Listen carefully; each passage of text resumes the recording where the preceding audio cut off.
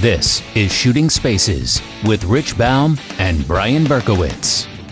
Welcome to Shooting Spaces, a real estate photography podcast. This is Rich Baum from beautiful Sacramento, California. And Brian Berkowitz from beautiful New York, or Long Island, I should say. Beautiful, beautiful time of the year. How's it over there? Is it beautiful and just weather's great? Weather's great. How's business? You know, I have How's New York City humidity is New York City humidity. You know, got the exhaust from 8 million people's worth of cars all over the place. You know, it's New York City humidity, but it's good. I'm gearing up for a fun summer. As I told you, Rich, I'm going to be traveling a lot this summer, so starting to get all my stuff in order. It's going to be a fun summer. I'm going to be on the road all over the Northeast of America, so it's going to be fun. Looking forward to it. Yeah, get away from the kids for a little while, and I think that's a nice part. You get a little tired of it after a while.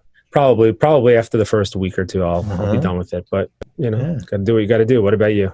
Yeah. Oh, it's just been great. I'm getting a little busier now. We're getting into the swing of things. I'm doing a few commercial projects. Just got a new deck company, a decking material company, Trex. So I'm looking forward to that.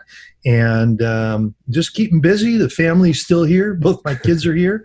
And just getting ready for windsurfing season's going to start up. And I got a bunch of stuff going on. So I'm really, really happy and in a pretty good place right now. And I hope everybody listening out there in podcast land is happy and doing well, because tough times right now, boys. We've got a really interesting situations out here in the US of A. So that's I hear it.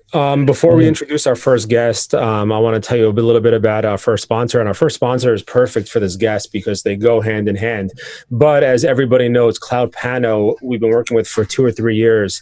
If you've never used Cloud Pano and you're looking for a fast way to add some revenue to your business with 360 virtual tours, check out cloudpano.com. You can get started for only $1 today if you try out a Cloud Pano Pro Plus account.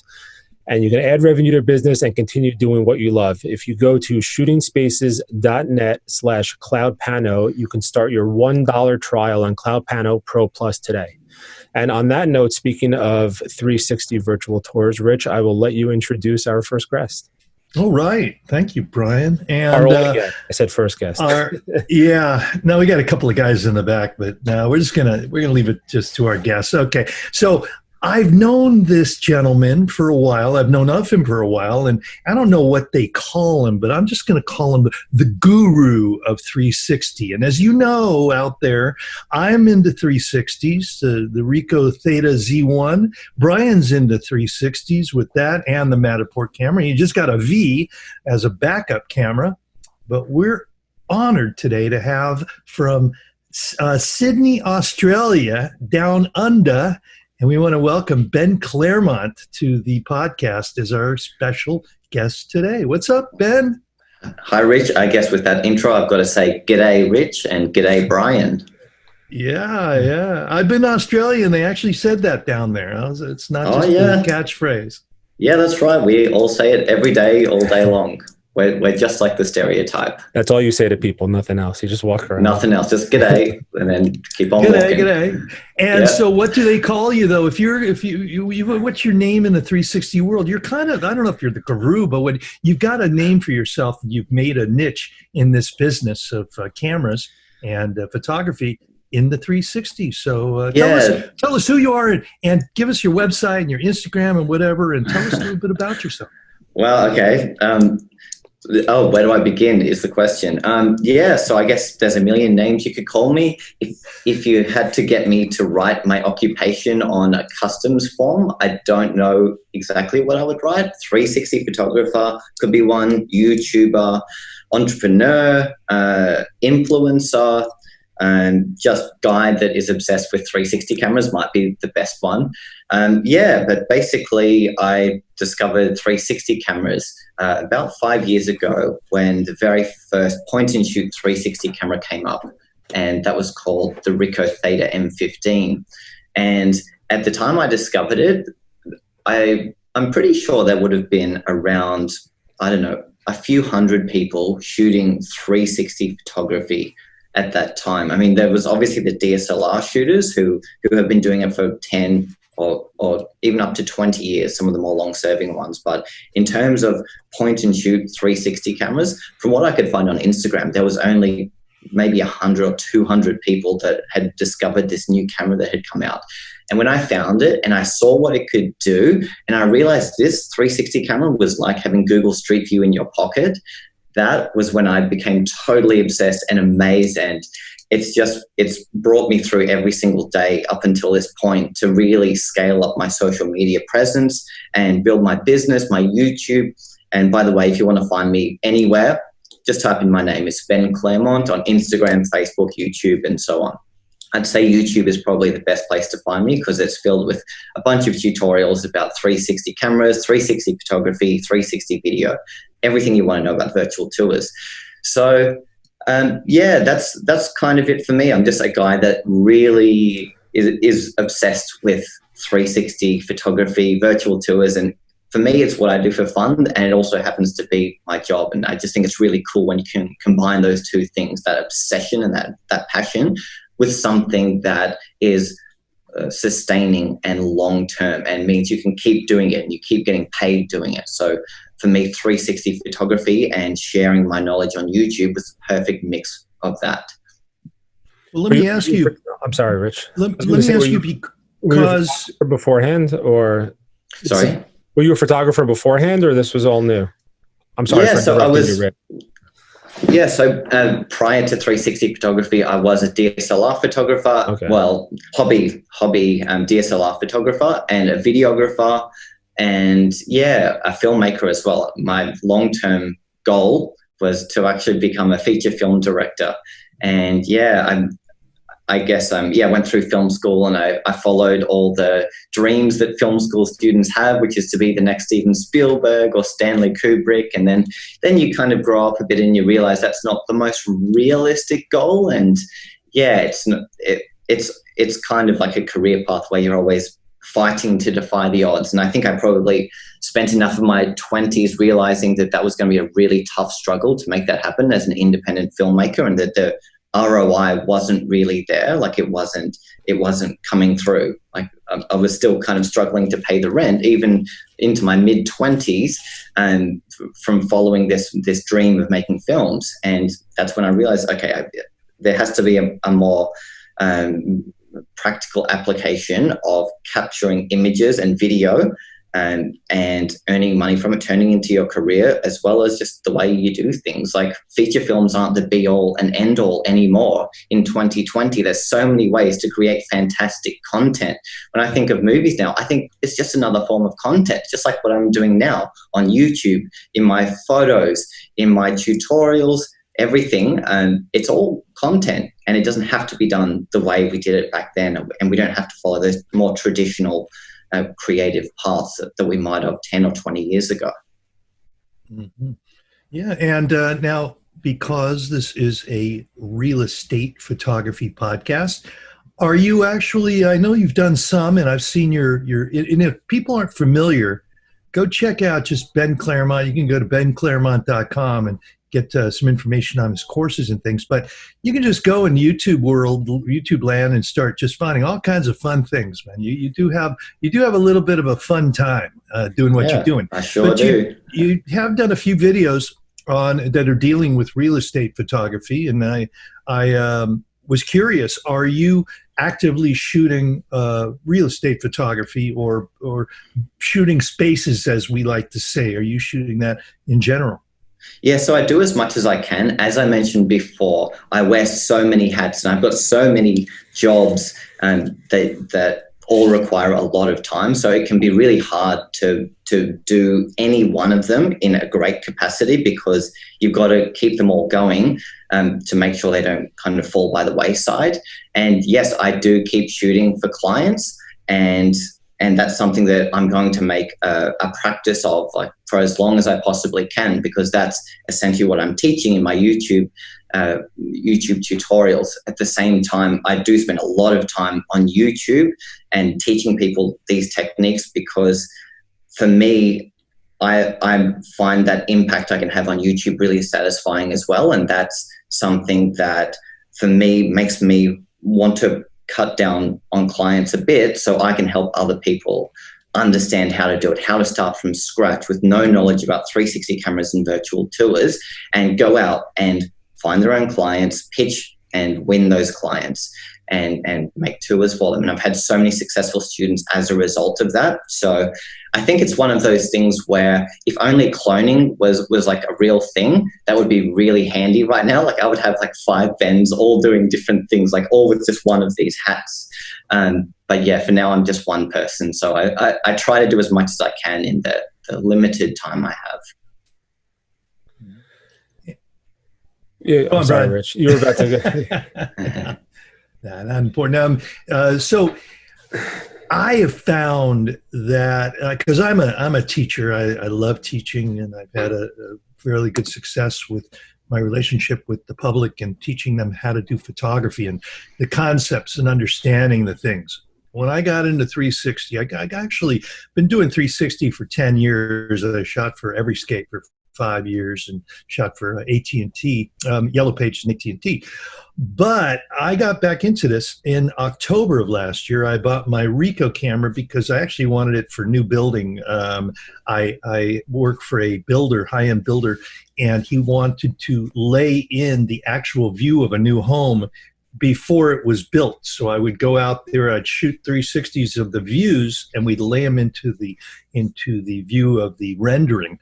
The problem is I found out, unfortunately, after I bought the camera, that it is too wide to really give you an eye view of what a person sees, which is roughly 50 millimeters, if you can compare it somehow.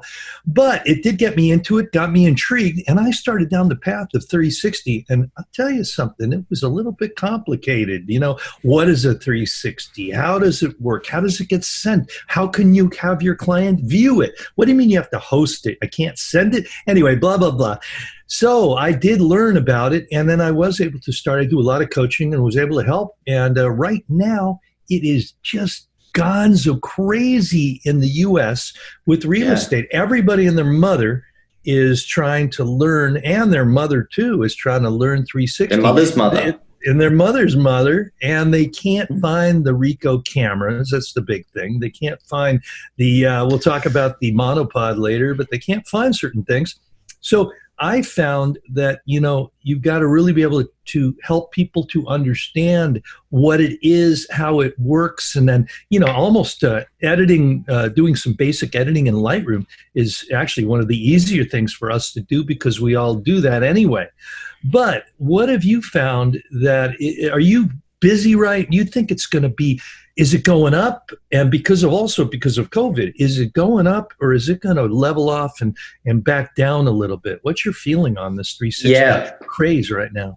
Yeah, I mean, I definitely agree with you. Everyone and their mother are out shooting virtual tours. And it's interesting that you mentioned that it's something that takes a bit of explaining, because that's something I've found since the moment I first bought my very first 360 camera is you can kind of explain it to someone. It's like, oh, it's a camera, right, with 2 lenses, and it takes a full 360-degree field of view.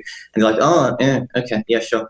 And then you actually show them an example of a 360 photo on a phone or a computer, and maybe you might even do a demonstration and show them in video form or in real life. Suddenly, their mind is completely blown. It's like, wow, you mean this camera you're holding that you just took out of your pocket took this amazing 360-degree perspective? How is it magic? Like, how does that work? And I found every time I've come across someone that is into any kind of photography or video and they've had that first experience, suddenly their paradigm of what's possible with photography completely shifts. But it does take that reference experience first. So people need to see it before they can buy into that being something valuable for them. So if it's a business that is potentially thinking about getting a virtual tour, but if you try and describe it just on the phone and they can't see what you're talking about, then it's going to be really hard. But if you show them a really good example of a similar business to theirs that has a really good virtual tour made, suddenly it's like giving them that first experience. Like, wow, you mean this camera that you're showing me right now can create this, and you can actually do it really quickly. And for me, that's something I've noticed over the years is a must have and must do is showing people what it is, because you can describe it all day long and they're not going to get it until they see it. But when they do, they're going to be sold much faster. And I think that's why virtual tours are on the rise right now during COVID, because content is also being shared a lot more. We're in front of our computers a lot more, viewing content, consuming content, and people are having that first experience where they understand 360 cameras, 360 photography, and how it all works, and more importantly, the value it can bring. A virtual tour can bring so much value to any kind of business because it's the most realistic perspective of a location. Like the 360 camera doesn't lie, say, about the scale of the space. If you put a 360 camera in a room, it shows you exactly how much space there is around it. Whereas with traditional DSLR cameras, if you use a long lens, sometimes it can be hard to get an accurate perspective of how big a room might be, for example. And same with a wide lens. You could use a much wider angle lens, and that can also sometimes not portray an accurate sense of the scale of the space. And I think that's where virtual tours and 360 photography are the perfect solution for any kind of business where walking through the space, being at the space and having a sense of the actual scale and the feel and the atmosphere of the place, almost as if you were standing there. That's when they're at their best. So I think people are definitely starting to realize this, especially during COVID, when we all can't go outside now. We have to have online experiences. And a lot of these businesses are realizing that they need to double down on their online marketing. And part of that is photo content, video content, and now they're realizing virtual tours is another form of content. It's 360 content, and it shows their customers and their future potential customers what their space is actually like, because they can't visit. So it's not as good as visiting in real life, but it's the next best thing. And I've found it's definitely saving a lot of businesses right now, because it's providing that bridge between safety before COVID started and safety at the end. We're still in that uncertain zone. So yeah, I think virtual tours are really helping a lot of businesses, real estate. There are so many great applications where virtual tours are really proving to be highly valuable right now. Yeah, especially for the real estate world, I think, because that's really the only way, now here in New York, I think in the next couple of weeks, they're going to be able to open up homes again to showings. But that's, for the last 2 months here, that's literally the only way prospective buyers can see new homes. And, I'm a Matterport operator, Ben. I sold my Matterport camera about 2 months ago to another listener here, actually. And I've been shooting with the Theta Z1 recently. And I mean, my phone has been ringing nonstop for the last 2 months for Matterport tours. And to be honest, I was looking to get away from the Matterport tours over the next few months. And, I'm going to take it while the work is coming out, because everything has been a little slow, but it's just been nonstop with agents just trying to get tours of their homes. And, I don't know if it's going to keep up when listings, I don't know what your thoughts on this, when the COVID situation has passed us, are, obviously for us specifically in the real estate industry, but as a whole, are things going to kind of level off a bit? Or do you think now finally people are realizing the potential and it might even just, accelerate from here? Yeah, I think it's a mixture of both. Because right now what we have are problems and solutions. Right now the problem is people not being able to go to an open house to see if they want to buy it. The solution is a virtual tour. When COVID ends, people will be able to go back, obviously, to the locations and see them in real life. So there won't be as great of a demand for it to be a direct replacement of that. However, there will be a lot more awareness around virtual tours. Everyone is going to hopefully have some kind of experience with virtual tours over the next few months, and it's going to be a thing that just isn't some obscure or unknown, unproven thing to do. Now that there's awareness around it, you can have open homes and virtual tours. That's for those real estate providers that do embrace virtual tours, which does seem to be a lot of them during this period. So I think there's going to be a lot more awareness, and the more people do it, the more things stick around. So I think because we've had such a big spike in people shooting virtual tours and posting them online, sharing them, and it's becoming a very everyday thing, because that awareness is there, it's not just going to suddenly disappear. It's going to be there for people to use if they want extra good marketing of real estate, of businesses, of anything, like anywhere where you want to convince someone to potentially come in real life or buy a place or rent a place. A virtual tour is just an extra bit of really good marketing to have online. So yes, I do think the demand is going to go down a little bit after COVID, but not that much, because there's a lot more awareness and people aren't going to forget about them. I think it also acts as a filter almost, from a real estate agent perspective. You're not getting a call for a home and taking prospective buyers to a home that they walk into and their first step into it, they're like, not for me, let's leave. And everyone just wasted 2 hours of their time. It can be that almost first step of the situation here. Let me send this home to you. Take a look at the tour. If you like it, then we'll set up appointment for showing. And versus, I have a home, you got to come check it out. And they go see it and they walk in and they're like, not for us. Yeah, exactly. So that first level of filter. Yeah. Yeah. And everyone wins, because I think that would also, it would save people's time if they didn't like the place to begin with. They'd be like, okay, no, I'm going to sit this one out. But at the same time, it also expands the pool of people, because way more people can view something online than traveling like 30, 45 minutes to a place to see it in real life. So you've got a much bigger pool of people to see that virtual tour, and then it acts almost as a funnel. So you've got this many people, so let's say a few hundred people might see the virtual tour, and then you could have maybe 100 of those that like it enough to consider seeing the house at some point over the next week or two. And it just expands that overall top level of the funnel. So you've got more people interested potentially, because they can have such a good, realistic experience online to convince them to come and look in real life. Yeah, for me, I've really found that, at least in the U.S., we have agents. I have agents, and I've never really had really good luck with most of my agents. Don't really like 360s, didn't really like 360s. And they were, let's say, a Matterport, the big Matterport. And that's what they would do. But I found out a few things. They didn't like the expense. They didn't like the time it took to shoot, 2 hours possibly to shoot a house. The expense, it was $200, $300, $400 and to do it. So their concept was, well, a Matterport is just a 360. But then when these little cameras came in, it shifted to where I can charge much less, and I can entice an agent that would not be receptive in the past. I have to sell it a little bit. I go, hey, don't worry, try this out. It's so quick and so fast and so easy and much less expensive. So, I think there's room for both of them. But I think that these little cameras like the Z1 is great, because the quality is, and there's a big, not a fight out there, but there's a lot of people doing the dual fisheye, and that's the big rage.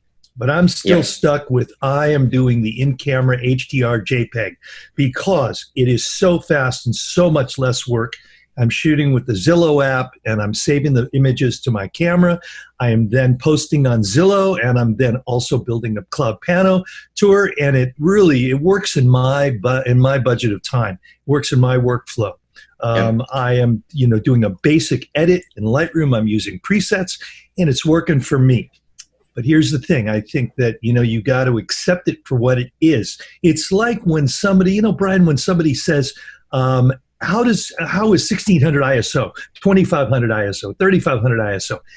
Somebody might go 800 to 1000 ISO is too noisy for them, because that's their perception. And that, very rightly, it's got a little bit of noise. That might be too noisy to them.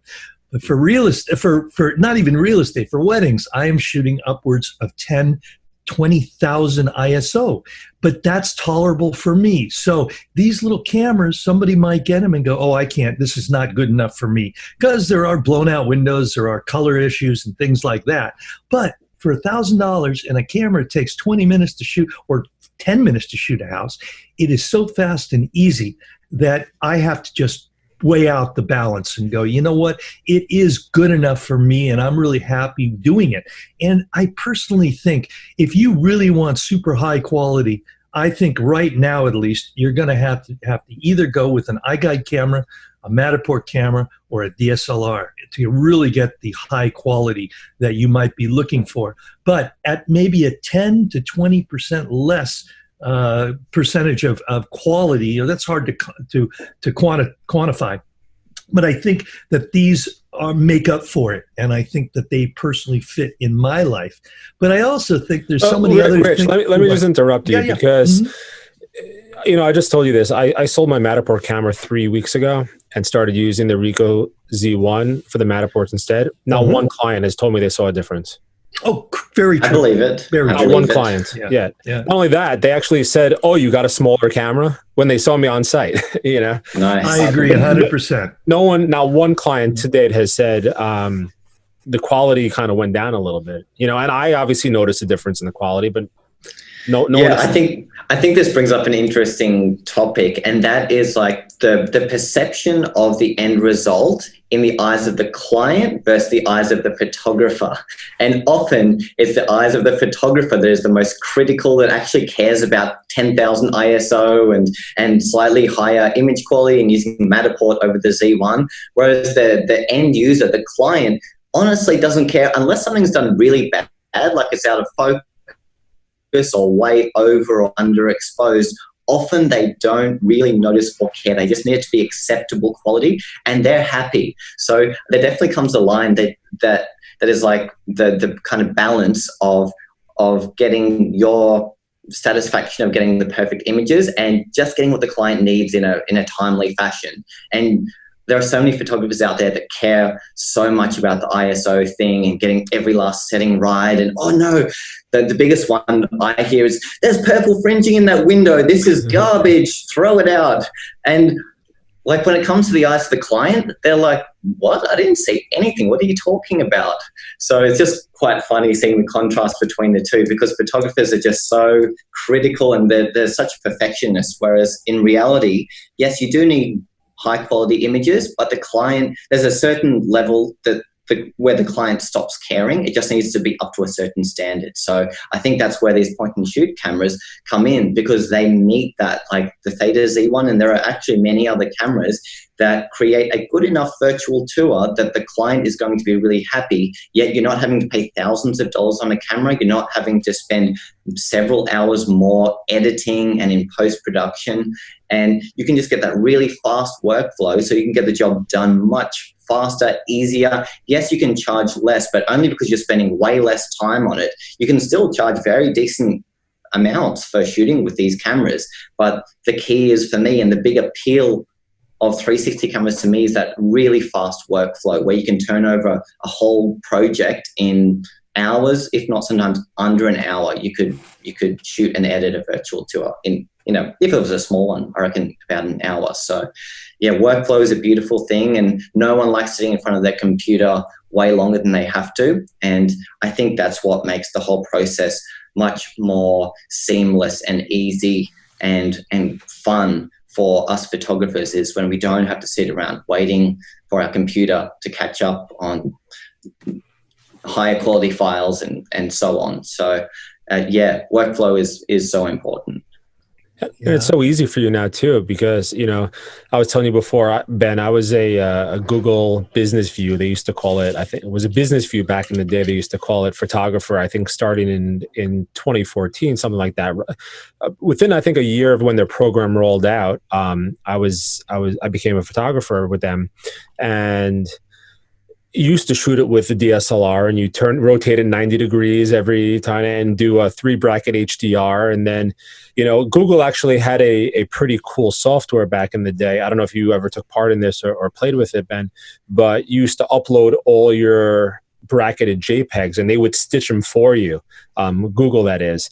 But regardless, I mean, it was a lot of work. I mean, now, if I'm putting a tour together, Rich knows you do tons of Cloud Pano stuff. You literally transfer the files from your Ricoh, upload in Cloud Pano, and in 15, 20 minutes, you got a tour together, not even. So the workflow has just come such a long way over the years, and it's so easy for people now.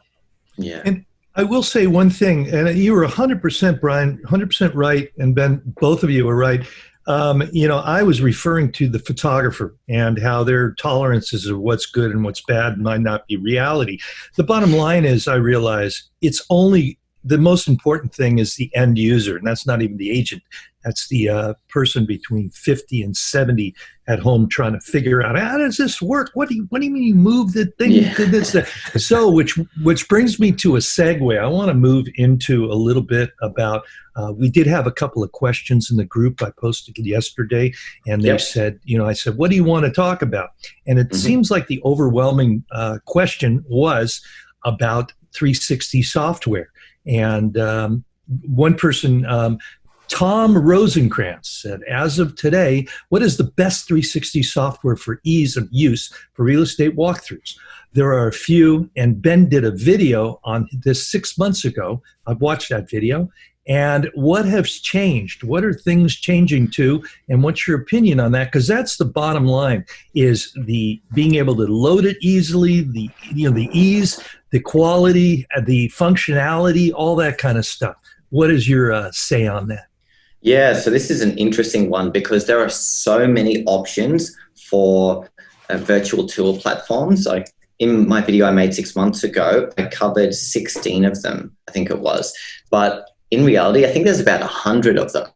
So you've got so many choices and each of them have their own pros and cons. What I would say the most important thing is when it comes to virtual tour platforms is the end experience the end user has. So workflow, yes, it's important, but not as important as that. You need a decent end experience for your viewers watching back the tour at home. You need to have high quality photos. The hotspots need to look good. The transitions between hotspots needs to be stylish. You need to be able to add text and info spots where necessary, and it needs to just have a professional look and feel about it. So that's what I look for when it comes to virtual tour software. There are so many options, and it also depends how beginner, intermediate, or advanced you want to get, because I could instantly go straight to the most advanced one and say that's the best one because it's the most advanced one, because you can do the most amount of things and take the most amount of control over it. However, at the same time, it's a much longer workflow, and the output you get isn't necessarily worth all that extra time, especially if you're just getting started with virtual tours. I definitely suggest going more towards a beginner-friendly platform, even intermediate, but mostly beginner. And there are heaps of really good options. As for the difference between now and when I made the video, it hasn't changed that much. I still use a lot of them. I still stand by my picks in that video. I'm someone that likes that balance of fast workflow and professional output. And for me, at the time of making that video, it was the platform Kuula, Kuula. And what I like about that platform is its photo viewer. When you look around a 360 photo, it has a really nice feel. It's not jerky. It's just you can move around the 360 photo so seamlessly, and it's almost like a dreamy experience. I know this is kind of overstating it just for the experience of looking around the 360 photo, but it's just so important because that's the thing that people do. When they're watching back a virtual tour, they look around in all directions, and that can't be jerky. It's got to be nice and smooth. So I love their photo viewer, and I found the player is really easy to use, and it's got heaps and heaps of great features. I also really like CloudPano as well. That's a good platform. I know you guys love CloudPano. That's a really good, simple one. So if you're into simplicity and you want to turn over a tour in under an hour, I'm pretty sure you could do that with CloudPano, and you couldn't with Kuula and some of the other ones. So they're both really good beginner options. In terms of something more advanced, so if you were to ask like what's the best overall one, I determined, and I still stand by, 3D Vista if you're looking into making something more advanced, like with custom graphic design elements, adding 360 video, putting your tours onto Google Street View, and there are so many amazing advanced features you can implement in software like that. And it's laid out kind of like, I would say, Adobe Premiere. It's got menus up the top. You've got your windows in the middle and kind of settings and a bit of a timeline down the bottom for all of your photos. So it takes a lot more learning, but I guess it's what you would naturally progress to once you've used those previous platforms. So once you've used a more beginner platform, you're ready to upgrade. That's when I consider going to 3D Vista, because you're going to be able to service high-end clients with 3D Vista, where you're charging $10,000 and beyond per tour through 3D Vista. There's also some other really good ones like Pano 2 VR and KR Pano are also two very popular advanced platforms, and there's heaps of really good ones in between as well. Another good one is Panoskin. Another good one is Go Through.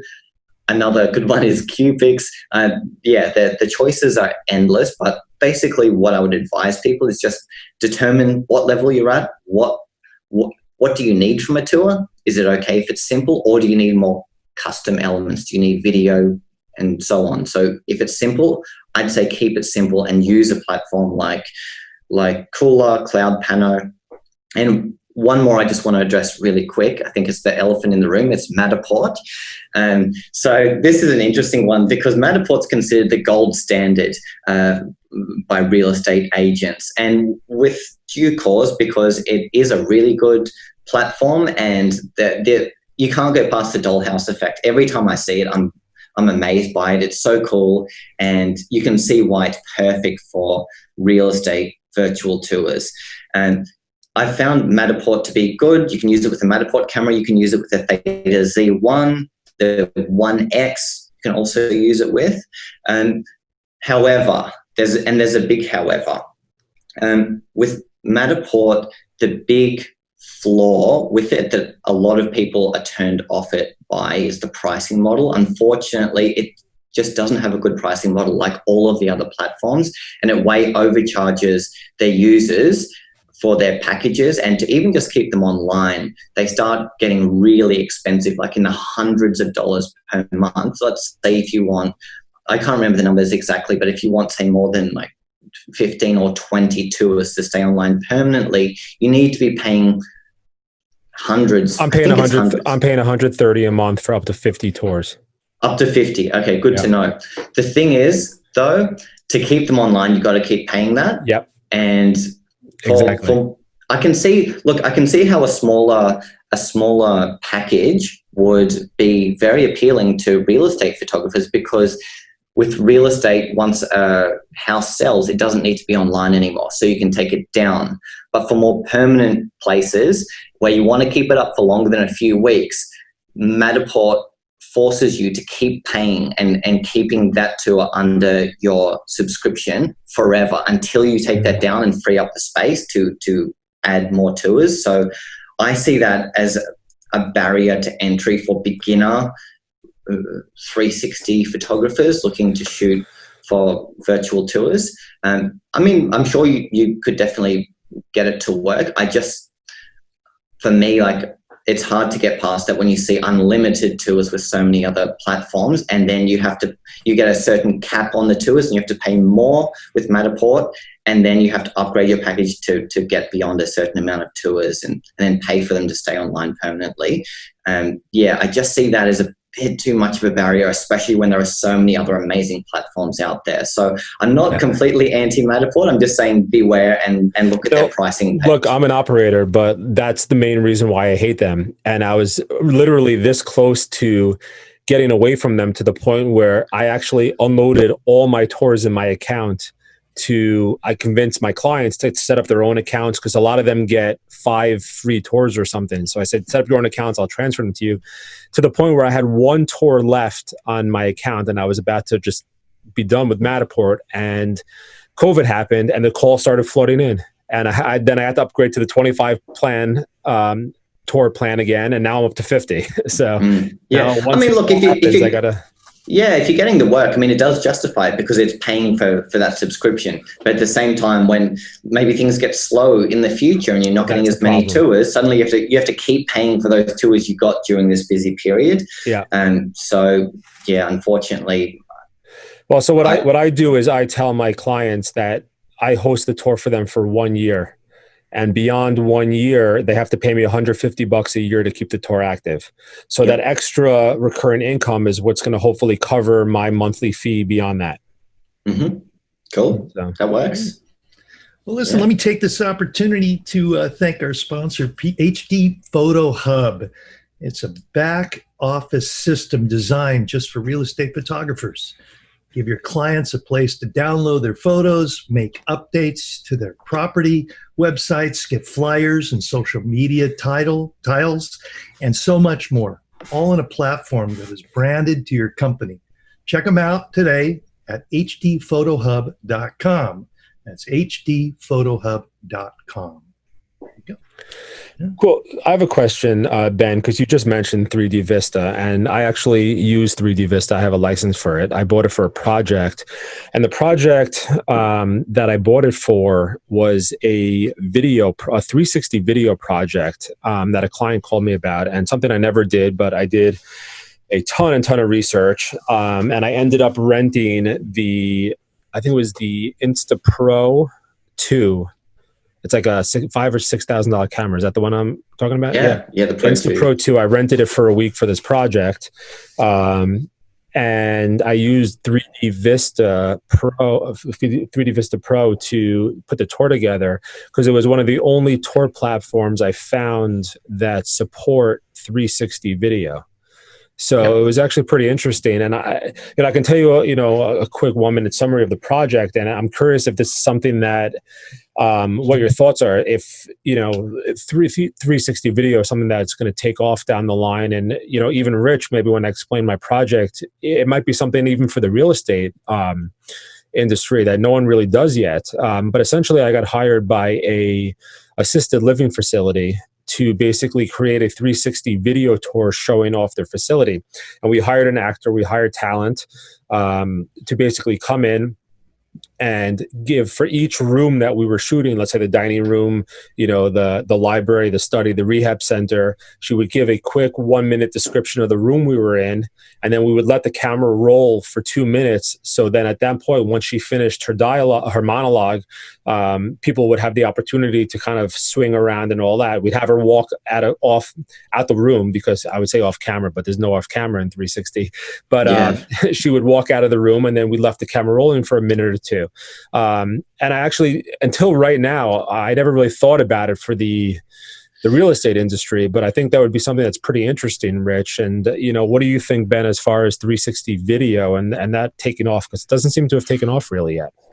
Yeah, so unfortunately, there's a big barrier for 360 video, and it's hard to see it being overcome anytime soon, and that is the quality. So when you're shooting 360 video or 360 in general, you need a lot more pixels overall to get image quality anywhere near what we're used to seeing from normal flat cameras.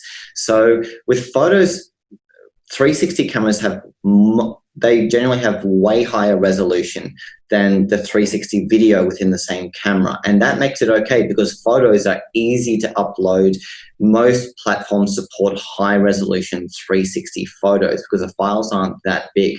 Whereas with the 360 video, to get any kind of quality that is comparable at all to the videos that people are used to consuming online, you need to be shooting in 8K these days. I mean, there are cameras that shoot 4K and 5.7K, and they're good, but I think people are used to seeing HD and 4K as we know it, and that's much sharper. And when you're shooting a 360 video, 8K isn't 8K in a rectangle, it's 8K but spread around an entire sphere, so that pulls all the pixels apart and makes it softer.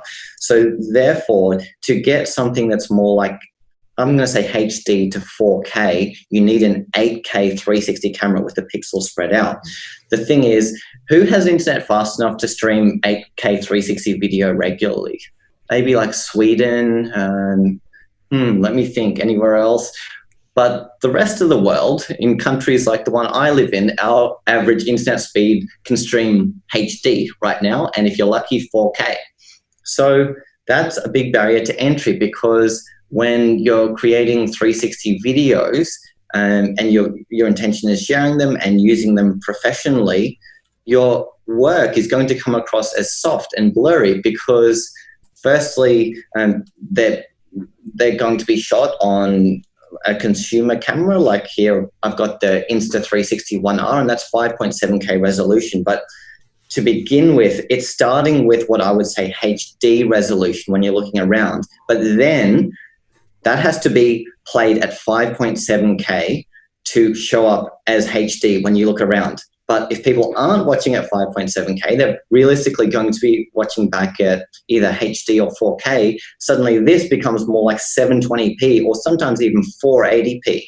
And that's not something you can really do professionally. And it's not something that has taken off. I think because of that reason, because we're just not getting that sharpness consistently, because it really does require high resolution cameras and a really fast internet speed. Whereas photos are much less intensive for both file sizes and internet speeds. So I see that as a big barrier to 360 video going mainstream as 360 because of that. As reframed 360 video, that's fine because you turn that into just regular flat videos when you reframe it. But as 360, it's always going to have that barrier until global internet speeds catch up. Yeah, that's why when I rented, that's why I had to rent the Insta Pro too, because it does shoot at 8K. But even at that point, once we finished processing everything, besides the stitching part alone, which was a nightmare and took forever, using their software, once we were ready to deliver our final output videos and bring them into 3D Vista, we had to output them at 4K because we just couldn't deal with those file sizes. Just my computer alone couldn't handle it. Yeah, so it kind of defeated the purpose of getting an 8K camera to begin with. Yeah, but it actually looks pretty presentable and pretty passable. And I think shooting in 8K and then downsizing to 4K is a much better option than just shooting in 4K. Yeah, definitely. Yeah, you're going to get definitely higher quality doing that. And now, fortunately, you don't need to hire a high-end camera like that anymore to get 8K because a lot of the consumer cams are now offering 8K. Like this one that I've got here in my hand is called the Kandao QCam 8K. And it's the world's first 360 camera to be 8K in your pocket. So this is pocket size. It's pretty similar to the size of the Theta Z1. Here they are next to each other. And yeah, it shoots 8K. And I think the intention here, again, is to kind of downscale it to 4K, but you get like that better quality because it started at 8K. It's just, like you say, it's really hard to edit 8K 360 video. You need a workhorse of a computer, and not everyone has that. So I think that's where we're at now. 5.7K is the norm for the average 360 camera right now in 2020. I think in 2021 that will become 8K.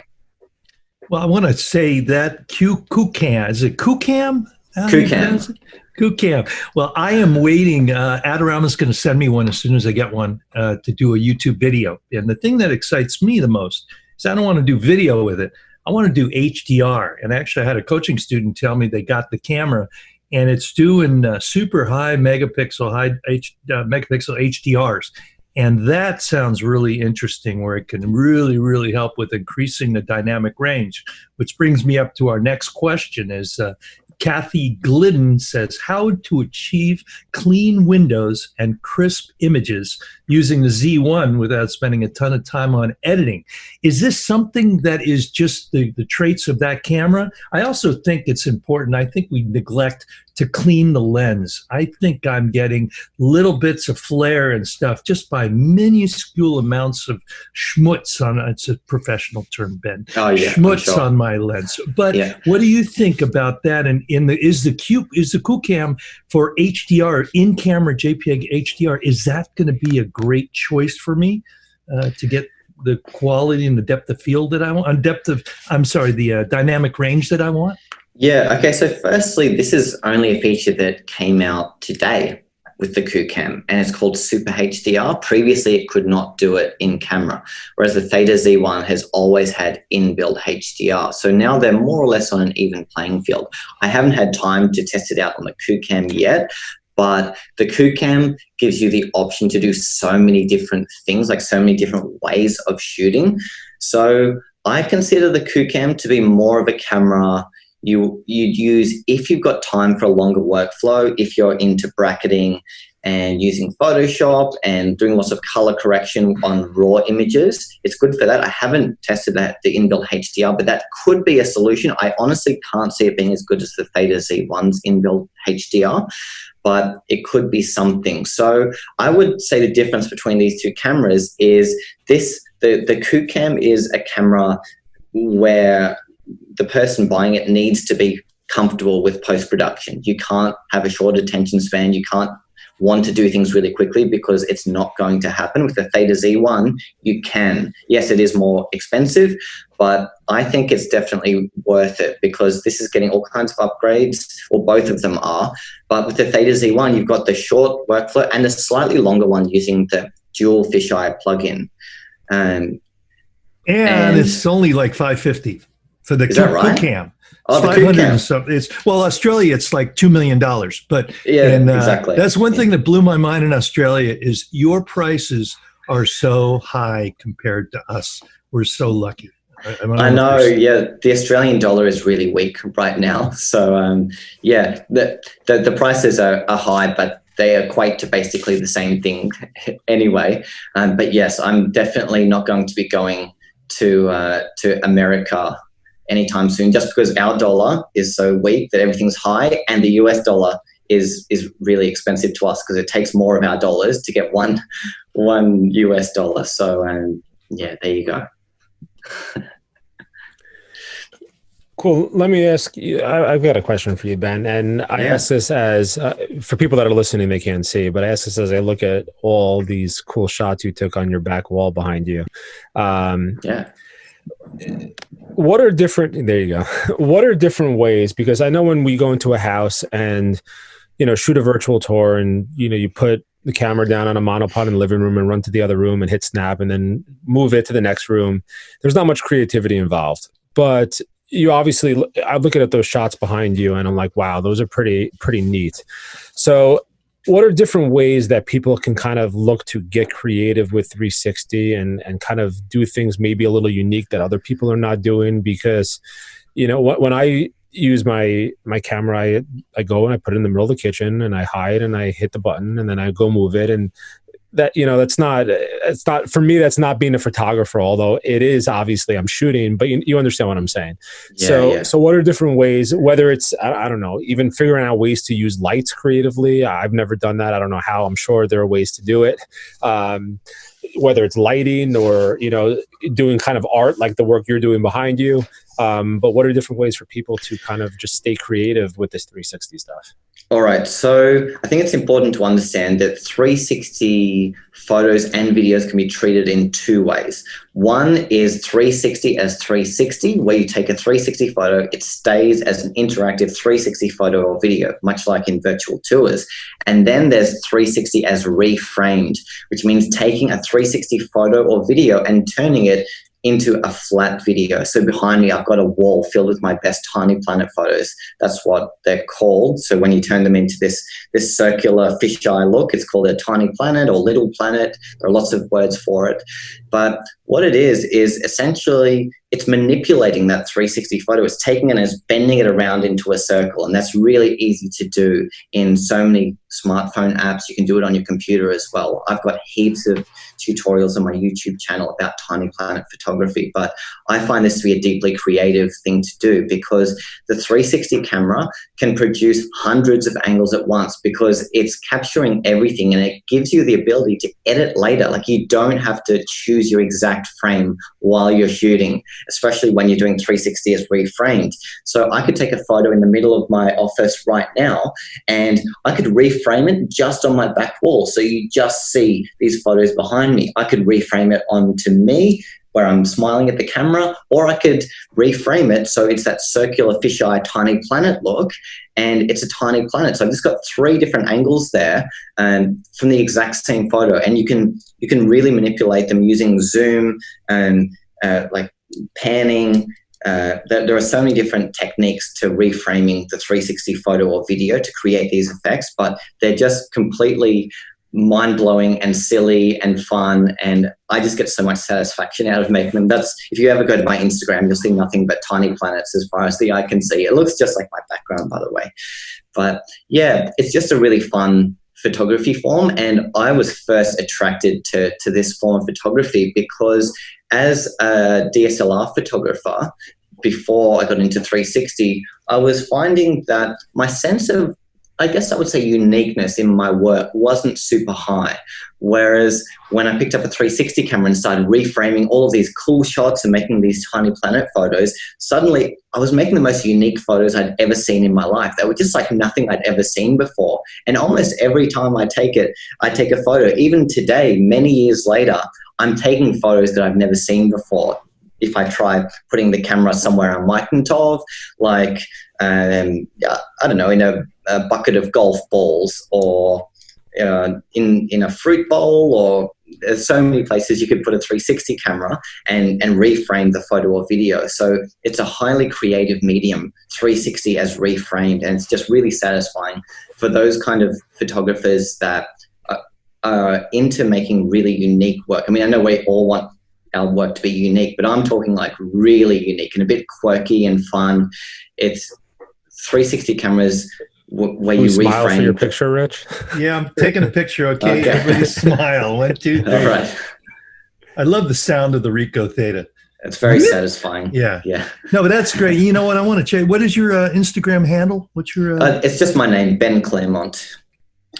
It's just because it's really, looking at those are really cool. And you know, it's, people need to do personal projects and get back to having fun with it.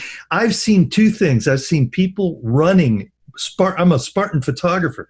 There are guys running with these cameras and going underneath, like they're holding it up and they're in mud and water up to their head, and they're doing 360 videos with it. And did you see I saw it on PBS, but they had a guy strapped the Theta Z1 onto his Golden Eagle, and the Golden Eagle flew with the camera, and it looked pretty cool. But I think, you know, that's what you need to get. You need to get an Eagle and strap your camera to an Eagle.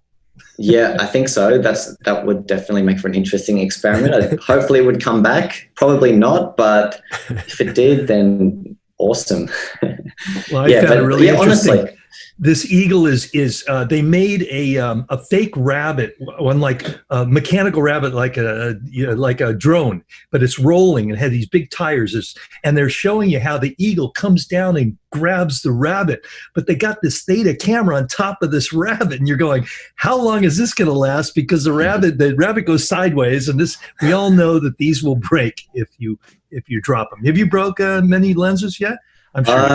I have a 360. I have a 360 camera graveyard, and it has 5 members in it. 5 deceased 360 cameras. I'm very sad to say that have died in multiple ways. The most common one being drowning.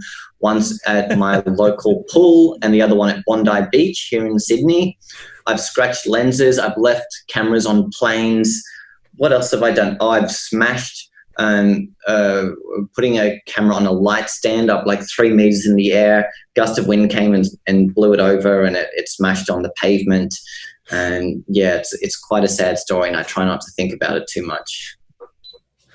Well, I guess it's better than dropping a DSLR.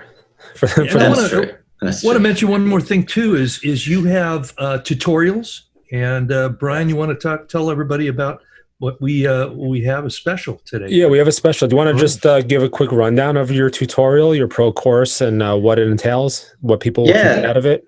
Yeah, so for those up-and-coming virtual tour photographers out there, I put together an ultimate training for virtual tours. So if you own a 360 camera like this, or you're thinking about buying one, and you want to start shooting virtual tours from beginner level or even intermediate, my course Virtual Tour Pro basically shows you every single step of the workflow. It's about 9 hours, and it's extending over the course of this year. I'm growing this course to be the biggest, baddest, most epic course ever made. But right now it's around 9 hours, and it teaches you every step of the workflow for shooting high quality 360 photos for virtual tours, how to edit them, which softwares to use, how to use them, and then pitching clients how to grow a business and hopefully, ideally, scale your virtual tour business, starting from scratch in very few and limited overhead. So you don't need to invest a lot of money. You just need a 360 camera, a monopod, and a virtual tour software of your choice, and you can scale up a business. So yeah, the course Virtual Tour Pro shows you exactly how to do that.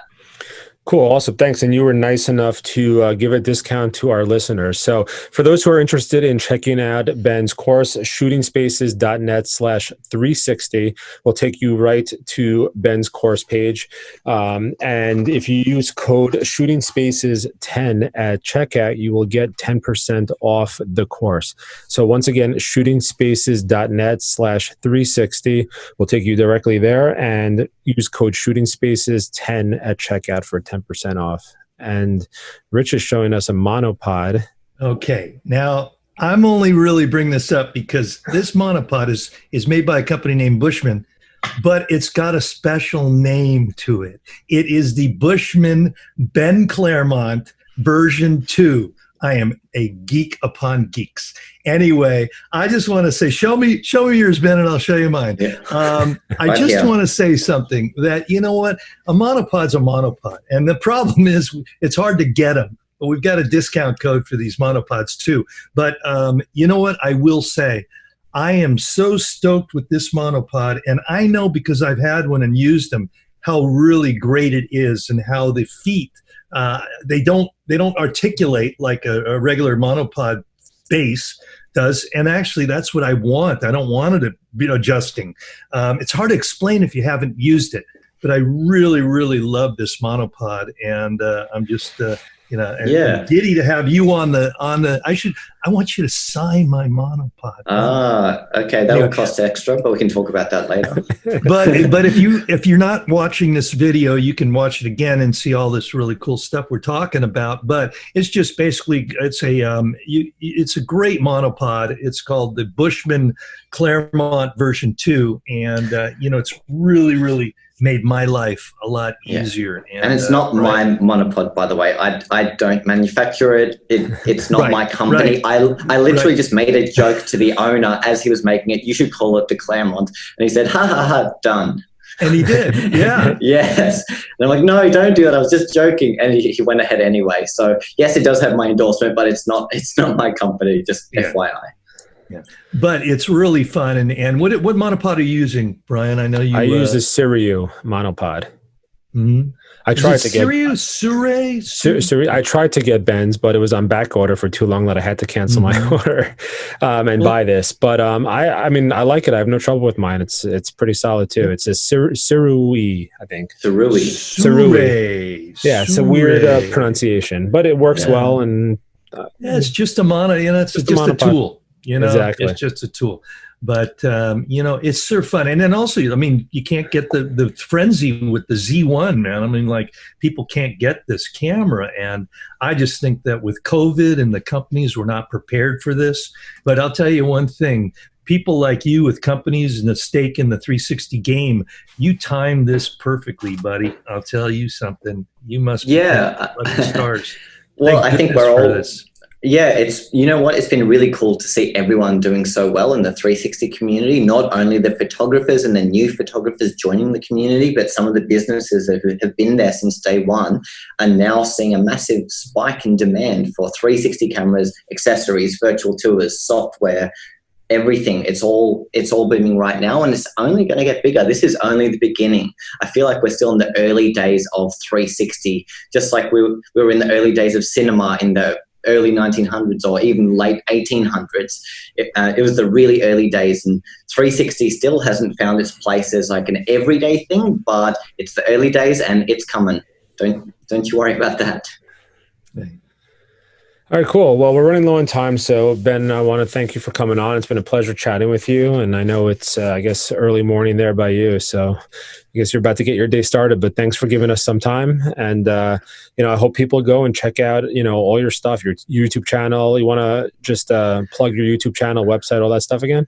Yeah, it's been my pleasure to be on the show. So if you want to know more about my course, it's Virtual Tour Pro, and you can find that at virtualtourpro.com or follow the link that Brian mentioned earlier. You can find me everywhere. My main place would be YouTube, and just type in my name, Ben Claremont, Claremont. And yeah, that's a really good place to go if you want beginner level tutorials. If you're just getting started with 360 cameras, go to my YouTube, learn some stuff, and then check out my Virtual Tour Pro course to get everything and just have the entire learning curve brought to you, presented to you in a nice little package, so you can really speed up your learning from what took me years, and you can do it in weeks, learning all of my best shortcuts and tips in my course, Virtual Tour Pro. All right, cool. So thanks for coming on, Ben. Our guest, Ben, today has been brought to you by iGuide. iGuide is a turnkey solution for those looking to expand their real estate photography business beyond photography, to add 3D tours, laser accurate room measurements, square footage calculations, and professionally drafted floor plans. Get your first 5 iGuide tours free by adding code Shooting Spaces in the referral section. Visit goiguide.com to learn more. So Ben, thanks again for coming on. We appreciate it. My pleasure. And make sure to follow Ben on Instagram to see all those cool tiny planets. I already followed you while we were talking. So I'm going much appreciated. Yeah. Great. And you know what? It's all good, Ben. And that you're from Sydney. What time is it in Sydney? It's like 10 in the morning, 11 in the morning? Yeah, it's 11, just after tomorrow. 11 in the morning. It's Thursday, and we're Wednesday. I'm coming to you from the future, and the future is bright. I have to tell you, it's all good on this side. But yesterday, that was a bad day. I feel sorry for people still in yesterday. Whew. I'm sorry to hear about that. Yeah, hey, it's nice here too today.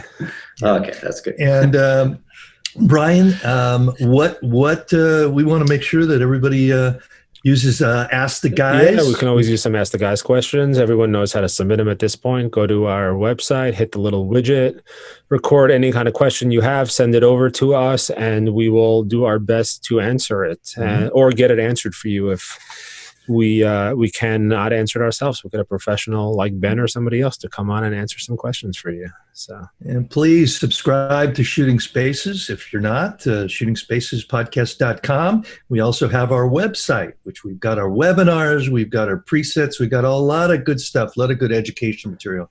Yeah. At shootingspaces.net. We've got a bunch of good ideas for some upcoming webinars. So. Yeah. You got one good one coming up, Brian. Yeah, once I stop traveling this summer and things kind of normal out again, we'll definitely get some webinars under our boat over here. And we'll put the links to the podcast, to the Ben's tutorial, the discount code, and to the Monopod discount code. And you know what? Everybody out there, just have a great time with this. We're getting outside again. COVID-19 is over. Well, it's coming down, and we're all going to be having a great summer, busy and having a good time. And most of all, Ben, we want to go out and shoot some spaces with 360 camera. This has been Shooting Spaces. For more episodes, visit shootingspacespodcast.com and visit our education site at shootingspaces.net.